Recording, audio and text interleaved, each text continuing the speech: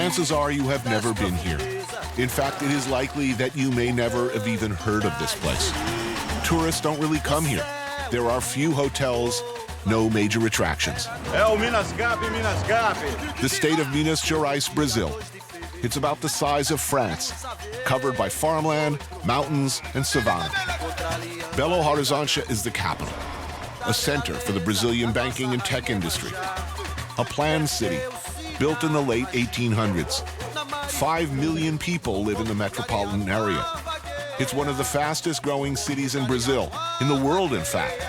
Yet it's still relatively unknown to the outside world. But if you travel through Brazil and you talk about food, which I have and I do, you hear about this place. You hear about it seemingly a lot. I've been told time and again, this is where the best chefs come from. The question is, why don't you hear that outside of Brazil? Why hasn't the cuisine of Minas caught on worldwide? The spots here are made of chalkstone. My grandmother still cooks on them. If you go to her place, you got a lot of those. Chef Leo Paixão is also asking that question. Born and raised here, he grew up cooking traditional Mineiro cuisine and went on to study in France under the likes of Joël Robuchon. Now he's back with his own place, Gluten. So we're at the central market at Belo Horizonte. Minas Gerais is a central state, and we share with every other state around. So it's very democratical here. The people come here, they can have a haircut, they can buy like live-in chicken or a good cheese from France. If Minas is the heart of Brazilian cooking, then the Mercado Central is the heart of Minas. It's the place where everybody shops, including chefs like Leo, who are focused on giving Mineiro's products the attention they deserve. This is a country where there's a lot of fruit that I've never seen outside of Brazil. Yeah. A lot of it's super perishable too. Like even if you wanted to export it, it just doesn't really last. We're getting to picky season now. Oh yeah. And people get like overwhelmed by it. They eat it like every day. Every day. The infamous pequi, loved and hated in equal measure. It's described by both camps as tasting sweaty or like a barnyard. And if you bite too deep, you get a mouthful of hundreds of nanospikes requiring professional extraction. And if you dig into the pit, big problem. Big problem. There's just this thin layer on the outside. Thin layer, and it's so strong.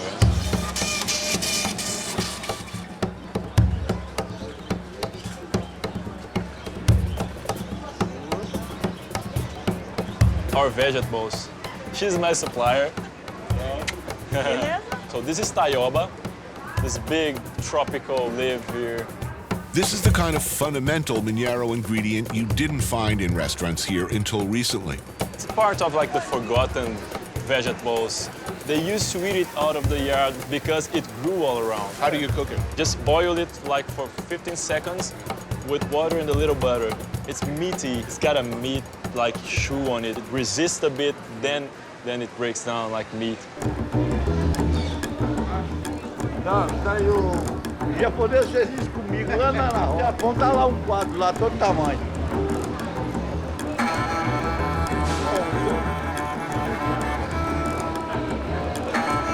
I went to France to study culinary after I graduated in medicine, and I just loved so much to cook. And then I came back and I thought, yeah, I'm gonna cook French food here. I started Gluten to be a French restaurant, but it's impossible to have good French products here in Brazil. So I started to use the products from the region. The flavor of Mineiro cuisine is so intense, and then we were raised eating that. Right. That's such a new gastronomy.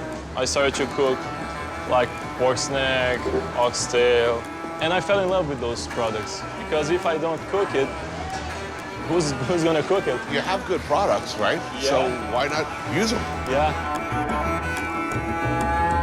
Bar da Lora is named after its owner, also known as the Blonde, who was the first woman to run a bar in the Mercado Central. It's a place to order a cold beer, wedge yourself shoulder to shoulder into a small table, and order this. You want this, by the way. This place is famous for... This place is famous for liver with jiló. Jiló is something very important for us. It's like an eggplant, but it's green, and you need to eat it while it's still green. because if it ripens, it gets so bitter you can't eat it. All the food here is like if you bite too far into the pit, it stabs you. If you eat it at the wrong time, it poisons you. Kind of dangerous stuff, eh? Lyon has Paul Bocuse. Minas has Chef Ivo Faria, owner of Vecchio Sogno. He's the godfather of Mineiro cuisine. No meu restaurante, à época, cozinha mineira era muito difícil. Only the foreigner cuisine was good, was considered good here. Da forma que o Brasil foi desenvolvido, o que acontece? Os próprios brasileiros muitas vezes não valorizavam o que é nosso. So he started in kitchen, he didn't want to be cook, he wanted to be a waiter. Depois que eu terminei meu primeiro ano de preparação, eu descobri que pessoa de cor não podia ser garçom no Brasil. So he was chosen to go to the kitchen. What year, how long ago did the customers start to want Mineiro food? Mesmo em 1979, eu se tornei chefe do melhor restaurante de Belo Horizonte. Sempre utilizei produtos mineiros. In Mineiro cuisine, always your grandmother cooks better than your chef. When they eat it, they're so emotional about it, they fell in love with it, and they accept it very well. Cheers, by the way. Cheers. Cheers. Cachaça geralmente arde. Para beber, inspira.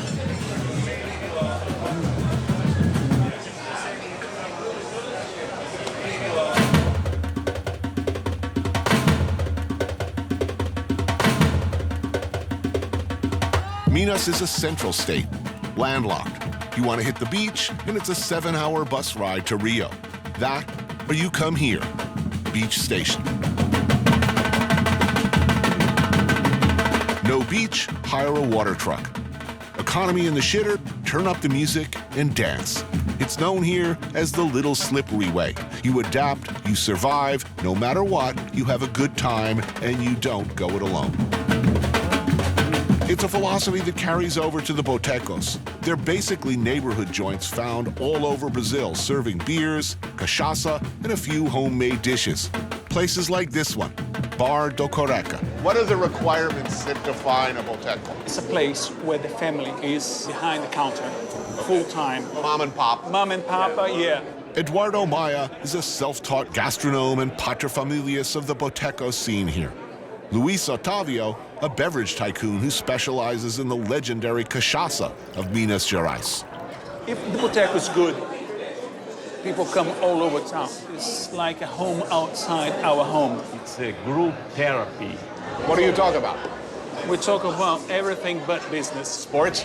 Jokes, Sports. women, food. Eduardo had previous incarnations as a banker and then as an entrepreneur. But he threw it all out in 2000 to start the Comida do Boteco, an annual competition for botecos. It's a big deal here, and it raised botecos from male-dominated dirty glass joints to the centerpiece of the Mineira social scene. So what's on the menu? Boteco in Minas, it's a bit like the Italian. We eat a lot of pork here. But the important thing about the botecos in Minas is that they serve root food from Minas Gerais. So what are we having today? I think we're having tongue, of course, ox tongue. Right. I'm intrigued. Would you like some tripe as well? I think a little tripe as well. Would you like some hand of the pig? Yes. So now you're gonna go deep inside Minas. I'm happy. Yes. Okay. Cadê o... Ox tongue cooked with basil, mint, and pepper. Feijão tropeiro, perhaps the most famous dish in Minas. Beans, manioc flour, smoked and cured meats, and if you're lucky, fresh eggs. Oh, there we go. There we start. That's the tongue, ox tongue. Yep. That's the foot, the pig's Right. foot. May I? Yes, please. The food from Minas Gerais has nothing to do with our climate. Yeah, you're right. Nothing. This is cold weather food. Yes, smell is nice. Yeah, right? It's a very comfort food, isn't it? He prepares the tongue. Beautiful. Every step does it. You have a great culinary tradition here of flavors. You have fantastic ingredients. But in upper class Belo, Horizonte, people that are insecure about their food until recently. Where did this come from? It's a plague. Italian and French food. I used to say it's complex, Right. like a trauma from who colonized us. So they impose it. Right. We have excellent products, good products in France. They make good food in France with their products. But here, let's make the same technique, but with our products. We started saying, listen, this is good, put in your restaurant. Pequi is good. They were ashamed to eat pequi. This attachment to the idea that French food and Italian food will always be more valuable than your own thing. It's a ridiculous concept. We Mineiros, we don't talk much. We don't go on the top of our mountain and start to spread the word. We have good food. We are very quiet people. You have to discover us. But we have the best.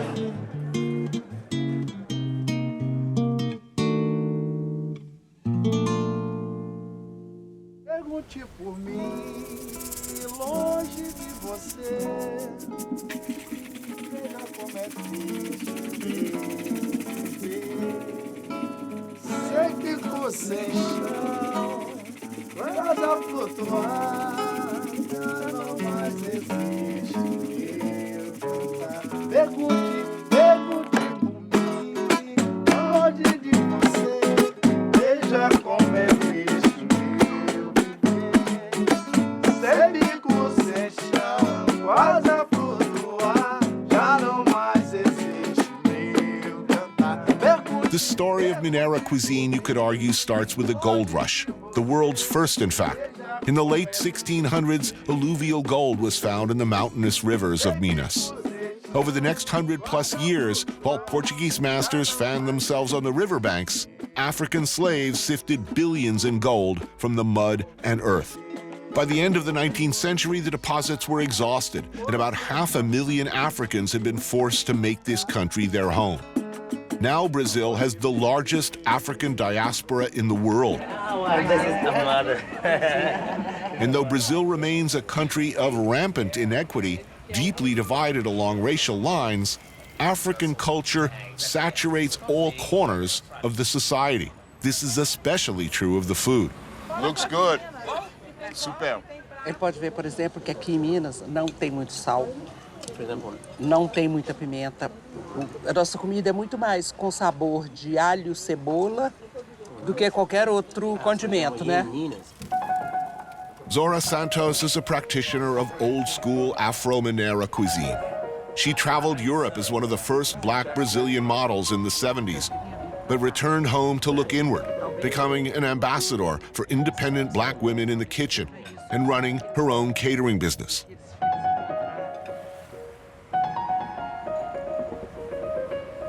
Joining us at the table are Zora's daughter, Catarina, and friends Ulu Akanruli and Cida Heiss.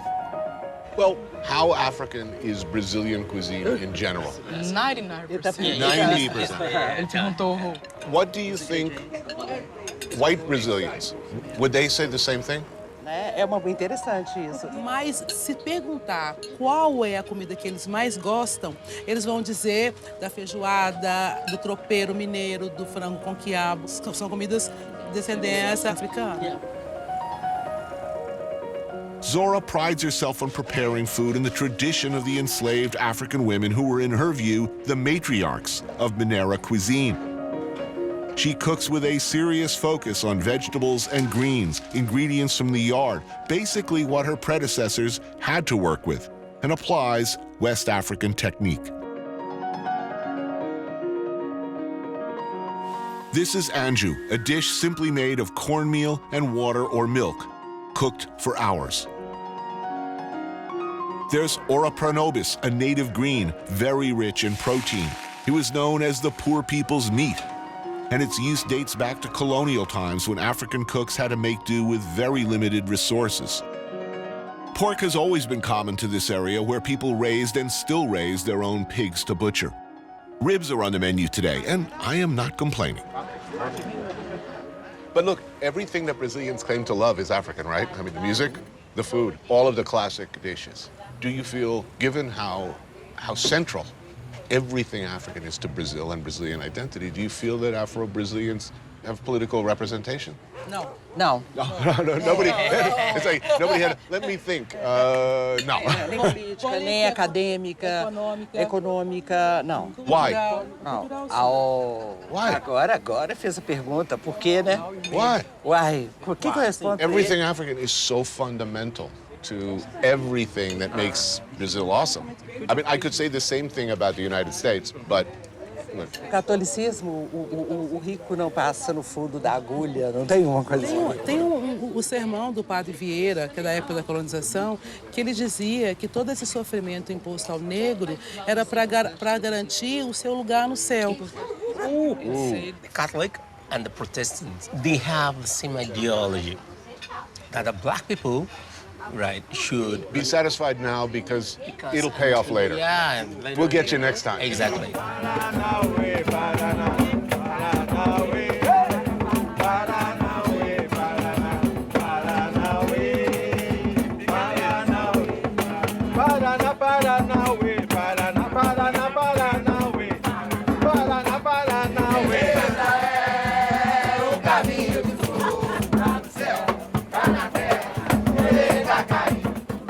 But you had huge success as a model. How did this? Não se encaixa. She said it's not fit. It Não doesn't se fit. encaixa, Era muito mais folclore e exótico do que qualquer outra coisa. Pergunta pra ele, por favor, se ele conhece a história da Vênus Negra. Você sabe quem é? Values. Vênus. Aquela mulher, Refresh my memory. uma que foi levada para a Inglaterra e ela era exposta toda noite, porque ela era uma mulher gorda, uma negra, e ela era exposta no circo como uma aberração. Essa época de modelo, eu me vejo muito dessa forma. But you don't think it meant anything? Did it not in any way redefine what is beautiful? Foi. Para muita gente foi importante. Não redefinir, mas pelo menos olhar para várias belezas, né? Eu falo que essa outra questão eu tenho que resolver com o meu psicólogo. Okay.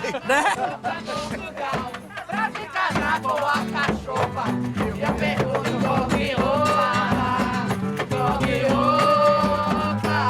eu vou ao samba que você me convidou.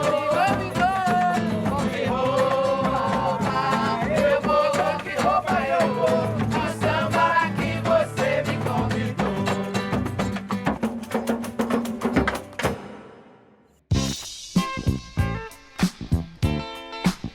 The Mountain Farm, where Mineiro cuisine was born and raised.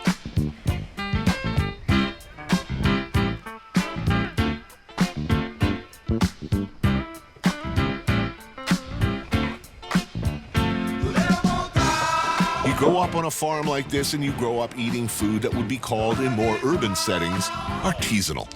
You raise your own animals, you slaughter, clean, butcher, and cook them yourself. Greens, chickens, pigs, fruit, everything is at hand. The food of the yard. And eventually it all ends up here at the wood stove, the center of the Mineiro kitchen.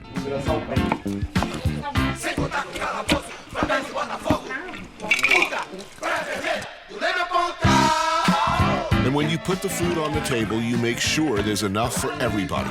Family, friends, and the stray lucky bastard who might wander up to the table at the right time. How is Minas different than the rest of Brazil? I think because we were a land made by people that came here for gold, you know, the workers, they had to help each other. So we are a really farm state, you know, and this kind of change of helping each other made the Mineiro people. I think the biggest difference is, you know, and it's a joke, I'm sure you've said it a million times, you know, in Rio, somebody invites you to dinner, they don't tell you where they live.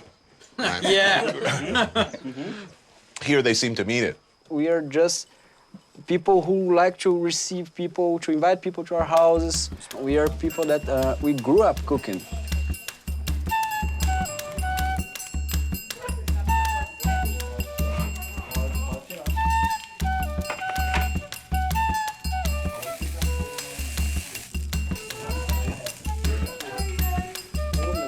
These guys grew up here in farm country.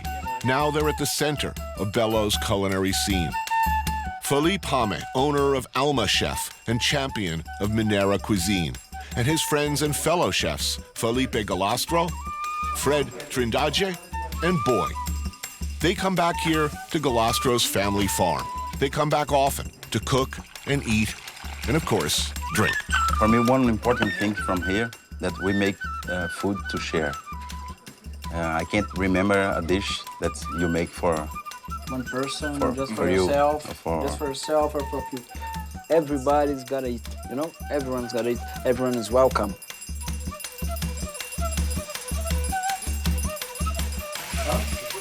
Smoked pig's head with vegetables and chilies.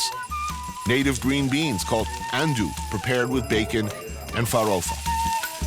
Everybody here is a professional cook, chef? Yeah. Everybody. Yeah, we all came to Europe to learn to be a cook. And then we came back to rediscover new ingredients, to, Right back home. yeah. Thai food is huge in the States. It's all over the world. Italian food is huge all over the world. French.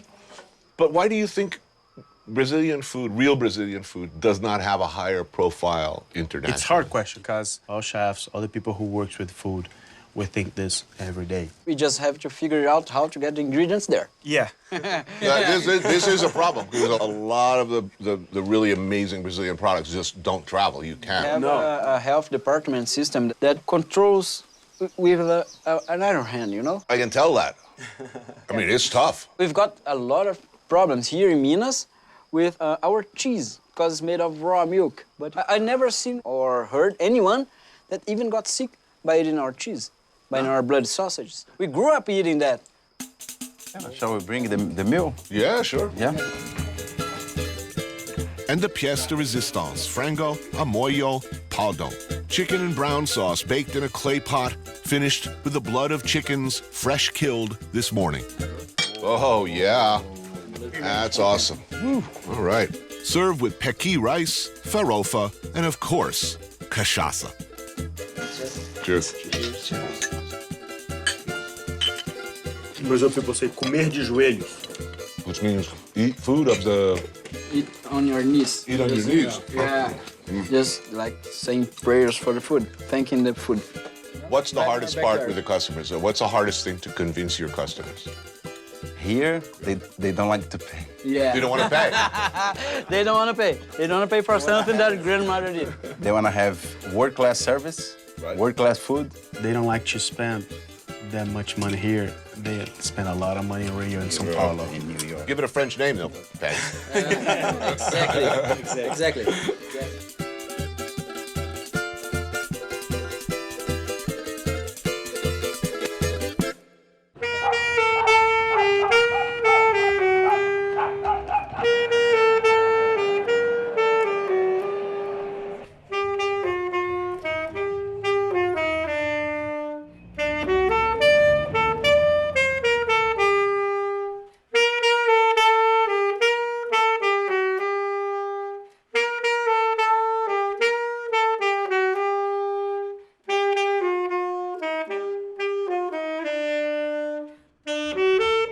This is Bruna Martins. She owns a restaurant, Birosca, where she cooks the food of her childhood, the food she learned from her grandmother and her nanny. So when you're a kid here, your family obligates you to eat jiló. Why? Because I think it was to teach children to eat different flavors, different sensations. Leo is a friend of Bruna's and of Maurice and Denise Hache, owners of D'Artagnan, one of the first ambitious fine dining restaurants in Belo to be owned and operated by women. Was it particularly hard as women starting in the business 20 years ago? No, when we began, there wasn't a lot of women chefs. And we decided to open a restaurant because we like to cook together. I think nobody trusted us. We have many friends, they have restaurants, they are chefs, and they said, okay, It's a hobby. okay, let them play a little bit. Yes. This won't last. And here we are. I mean, in the States, in Europe, it was women cooked at home. In restaurants, however, this was man's work. Obviously, the ones that cooked there were men. But they learned everything they learned was from their mothers. The techniques and everything passed through the generations of women. So that's what it's all about here, I think, with Bruna. Bruna makes a point of hiring women and only women to work in her restaurants, particularly black women, who she feels are the central, if largely unacknowledged figures in Mineiro culinary culture for hundreds of years. Hello, Jeff. Hi. Easy to find women cooks or hard? Porque a comida que eu sirvo são elas que sempre fizeram nas suas casas. A comida mineira foi e sempre será feita por mulheres. Now, wait a minute. Is this based on the quality of the dishes, or is this a philosophical decision to just hire other women? Eu quero dar poder para elas, para cargo que elas sempre fizeram sem serem pagas. Você me levando a sério. Turkey neck, braised with butter and garlic, served in white beans topped with kale and pork belly. I think this is Peru neck. Yes, turkey neck. Turkey neck. Turkey neck, cool. With her grandmother's knife. What's left of it. Yeah. It used to be like this.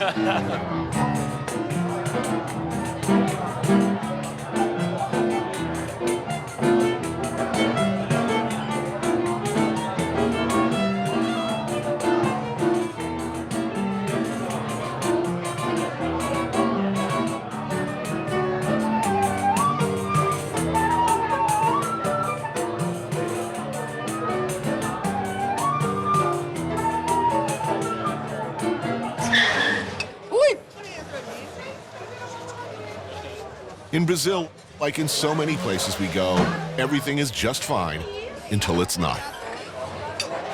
Sai daí, gente. Não, calma.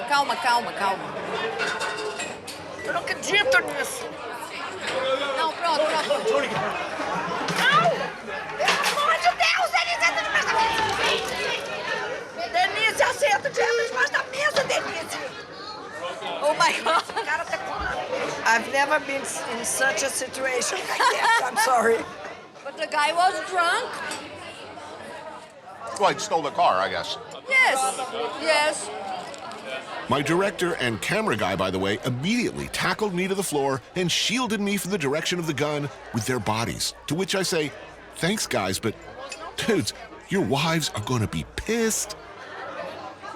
You know, you're not the Secret Service.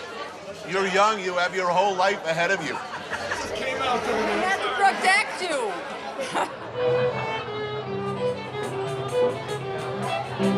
But just like that, it's back to the food and the conversation.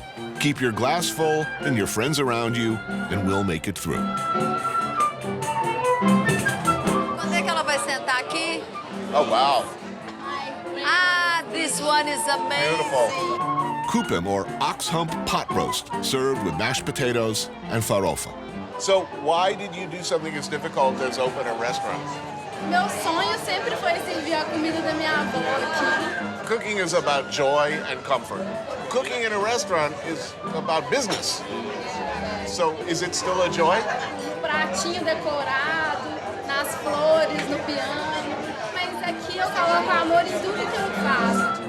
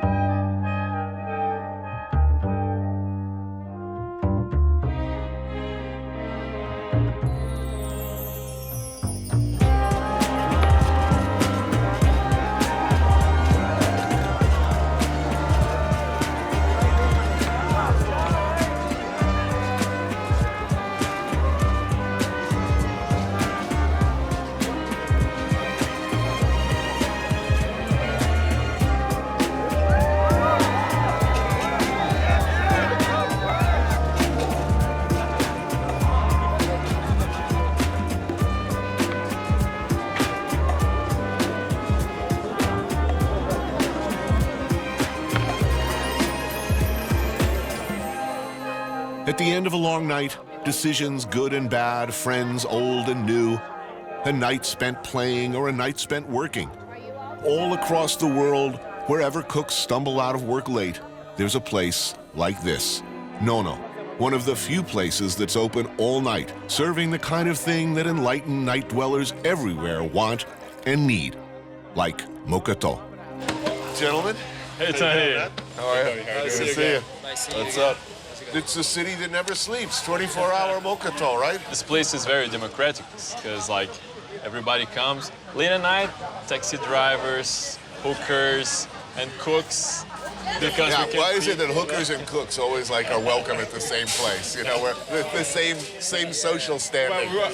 I'm ready, man. I am hungry. I had nothing to eat all day. Yeah? I'm starving.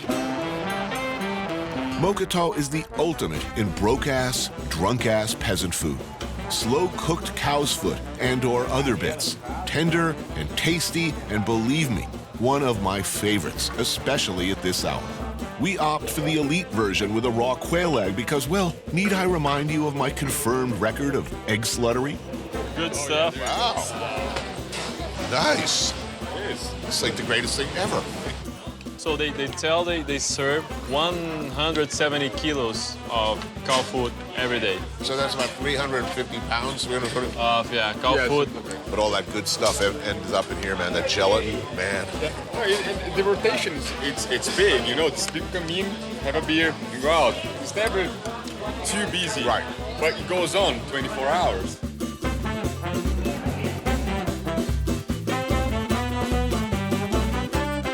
Acho que só duas, tá? It's sort of a stout. So it's a cow breed, caracu. And if you split the words, it means S-face. But like, seriously, it's not S-face? supposed to. S-face. It actually exactly the words. So how was your dinner tonight? Were you busy? You know what happened tonight?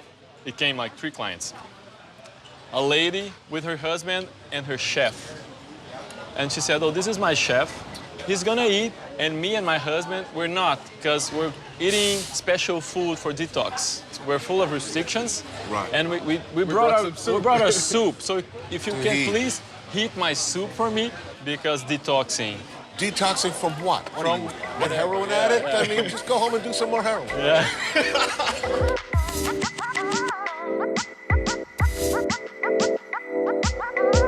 Thank you, guys. Thank you, Tony. Minas. Thank you. There's always somewhere that cooks come from. Usually it's the ass end of a country. Here, it's different. It's not just where the cooks are, but food and ingredients and some pretty amazing visual inspiration.